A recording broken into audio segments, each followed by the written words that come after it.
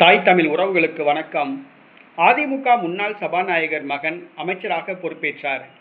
அதிமுக முன்னாள் சபாநாயகர் மகன் அமைச்சராக பொறுப்பேற்றார் என்ற தலைப்பில் இந்த காணொளியை நாம் காண்கிறோம். நேற்றைய தினம் தமிழக அமைச்சரவை விரிவாக்கப்பட்டது. 23 புதிய அமைச்சர்கள் பொறுப்பேற்றார்கள்.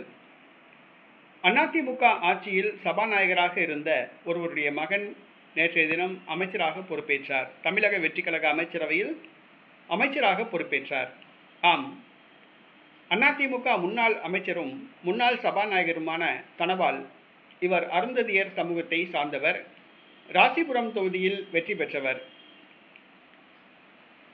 இவர் கடந்த முறை நடைபெற்ற சட்டசபை தேர்தலில் போட்டியிட வாய்ப்பு வழங்கப்படவில்லை. இவருடைய மகன் லோகேஷ் தமிழ்செல்வன் தேர்தலுக்கு முன்பாக தமிழக வெற்றி கழகத்தில் இணைந்தார். அவருக்கு போட்டியிட வாய்ப்பு வழங்கினார் நடிகர் விஜய். வெற்றி பெற்றார். நேற்றைய தினம் விரிவாக்கப்பட்ட அமைச்சரவையில் அவர் அமைச்சராக சேர்க்கப்பட்டார்.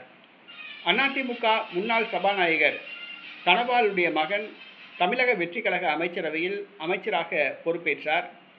அருந்ததியர் சமூகத்துக்கு ஒரு அமைச்சர் பதவி வழங்கப்பட்டுள்ளது. இது அருந்ததியர் சமூகத்தினருக்கு மகிழ்ச்சி.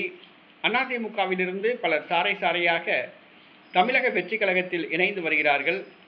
அவர்களுக்கு எம்எல்ஏ மற்றும் அமைச்சர் பதவி வழங்கியுள்ளார். இனி வருங்காலத்தில் அவர்களுக்கு சட்டமன்ற உறுப்பினர்கள், பாராளுமன்ற உறுப்பினர்கள், கவுன்சிலர்கள், மேயர்கள், நகரசபை பேரூராட்சி தலைவர்கள், மாவட்ட பஞ்சாயத்து தலைவர் பதவிகள் ஆகியவற்றை வழங்கி திருப்திப்படுத்த விஜய் முடிவு செய்துள்ளார். கட்சியிலும் அதிமுகவினருக்கு உயர்ந்த பதவிகள் வழங்க முடிவு செய்துள்ளார். ஆக செங்கோட்டையன் மூலமாக இதற்கான வேலைகளை செய்து வருகிறார். அதிமுகவினர் தற்பொழுது தமிழக வெற்றி கழகத்தில் இணைந்து வருகிறார்கள். அதிமுக முன்னாள் சபாநாயகர் தனபால் மகன் தற்பொழுது தமிழக வெற்றி கழக அமைச்சரவையில் அமைச்சராக பொறுப்பேற்றுள்ளார்.